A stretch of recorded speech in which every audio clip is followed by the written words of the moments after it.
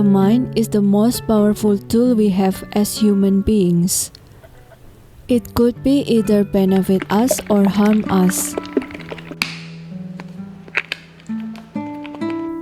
The thoughts and beliefs we have in our mind will determine our actions and attitudes. What we think affects what we do, and what we do determines the course of our lives. If we are not careful enough, we can set a trap for ourselves inside our mind, causing errors in our judgment and blind us to the truth. Let's time travel with me for a while. A long time ago, there was a scholar who, amidst his young age, became the king's right hand, the most trusted advisor. Whenever he walked into the throne room, everyone could feel his charismatic aura and energy.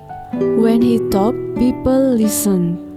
Not because of they had to, but because they wanted to. Unknown to many people, he had a routine that he would do every night in his magical study room that would keep his mind in a perfect condition.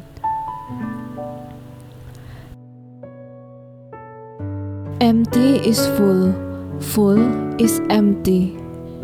When the mind is pure and quiet, it becomes one with the universal mind. The secrets of the universe will be revealed there. Every night in his room, the scholar would intentionally take time to emptying his mind from all day-to-day concern, releasing all the burdens of the day.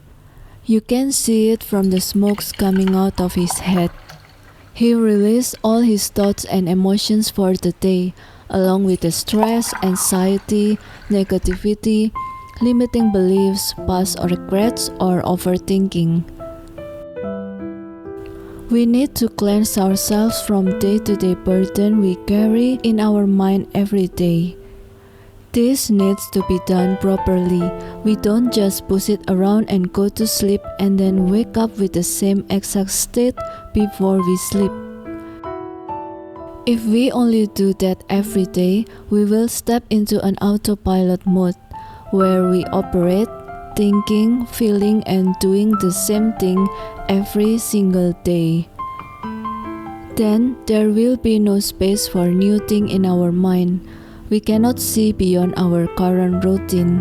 We cannot see beyond what we see with our physical eyes.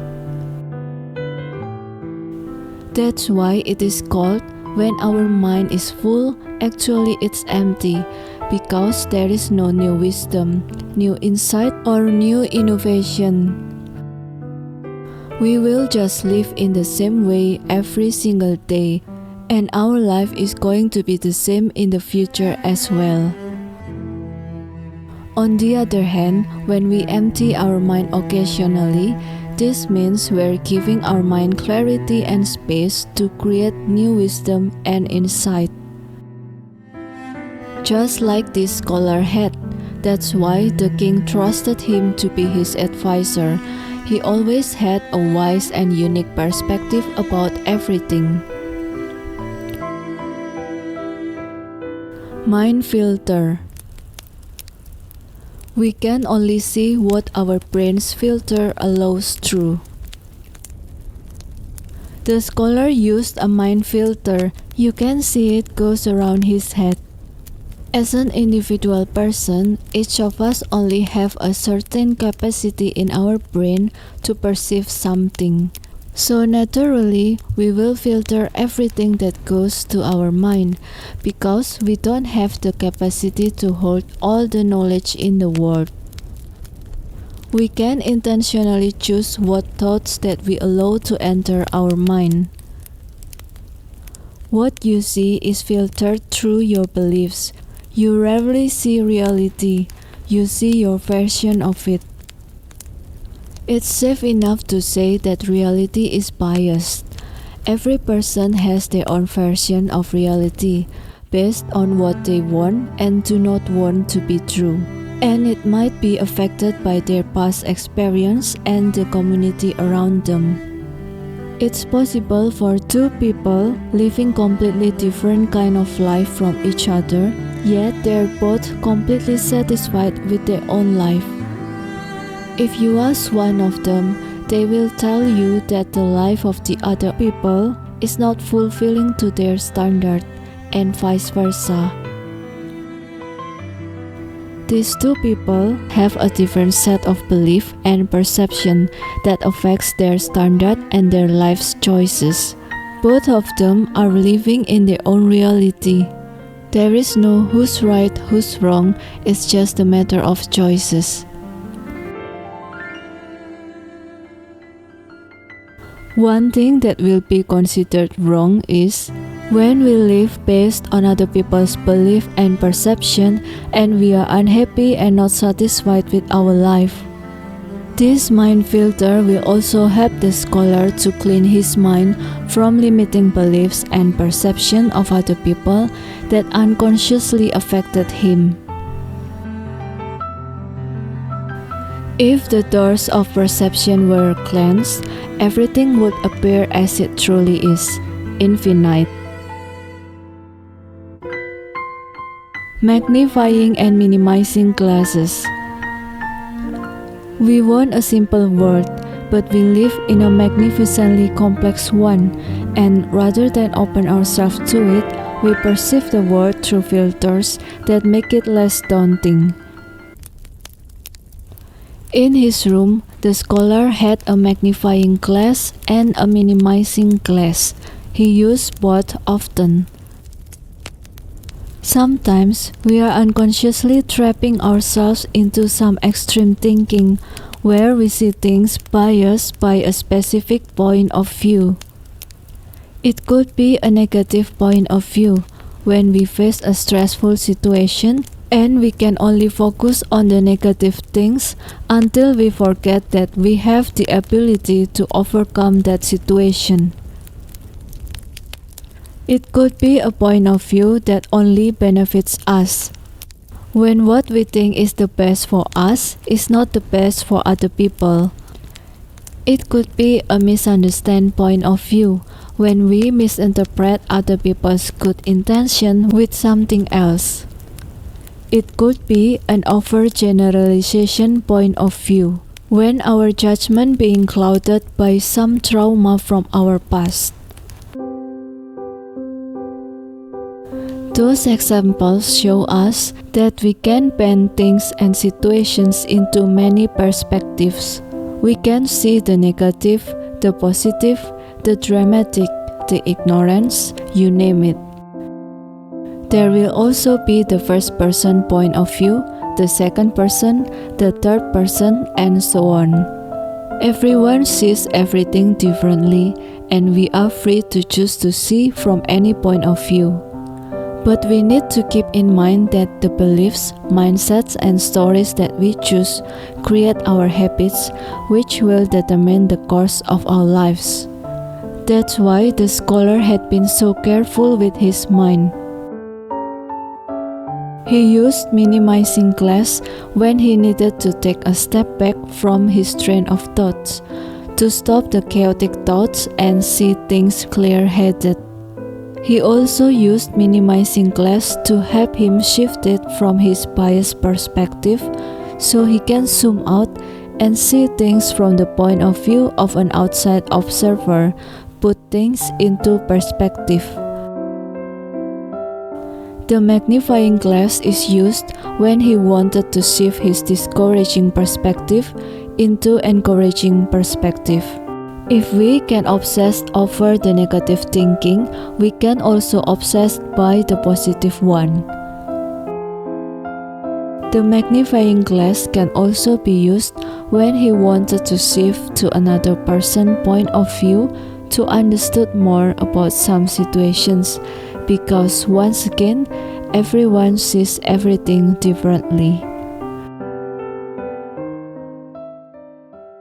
Book of Emotions. Your emotions make you human. Even the unpleasant ones have a purpose. Don't lock them away. If you ignore them, they just get louder and angrier. We often told to not use our emotions when making a decision and only use our logical thinking. But there is a reason why we human beings are called as energetic beings or emotional beings, not as rational beings. We cannot tell what other people are thinking, we can only guess, but we can intuitively feel other people's energy. We can tell whether someone is in a bad mood or in a good mood. Earlier, I said that what we think affects what we do. Then, emotions will be in between of what we think and what we do. When we think about good things, we will also feel good, and we will be doing things with a good mood. And vice versa, when we think negative things, we will feel sad, afraid, or anxious, and it will affect our decision making. Emotions are also the byproduct of our past. Everything that had happened in our past is already gone, but we store the memories in our body through emotions. We can forget what people said, but we never forget the way they made us feel. It's important to learn about how to handle emotions. The complexity of emotions makes it look like emotions is a bad thing that we don't need. But the more we learn about them, the more we understand that emotions can be used to our advantage. Feelings are much like waves. We can't stop them from coming, but we can choose which ones to surf. We can't stop any emotions from coming, but we can choose which emotions that we want to interact with. When we focus on positive emotions, we are more likely than not able to create positive experience in life.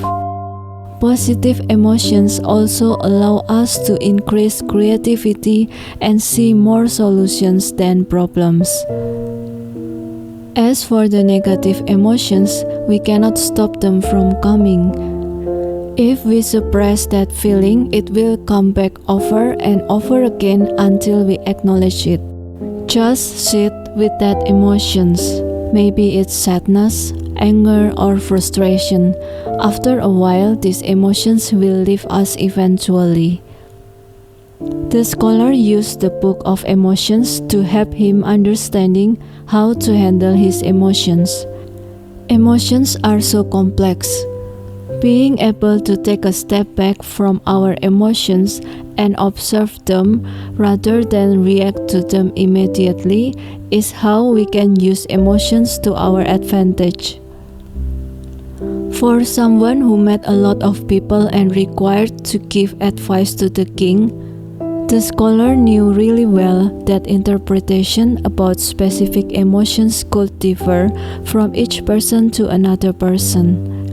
Being in touch with his emotions, knowing how to handle negative emotions and how to use positive emotions to his advantage, had helped him to read other people's emotions and knew how to handle it as well. That was how the scholar mastering his mind and emotions. He ended up being the most trustworthy person in the whole kingdom. We are dying from overthinking. We are slowly killing ourselves by thinking about everything. Think. You can never trust the human mind anyway. It's a death trap. Own your mind and emotions. If you don't, somebody else will.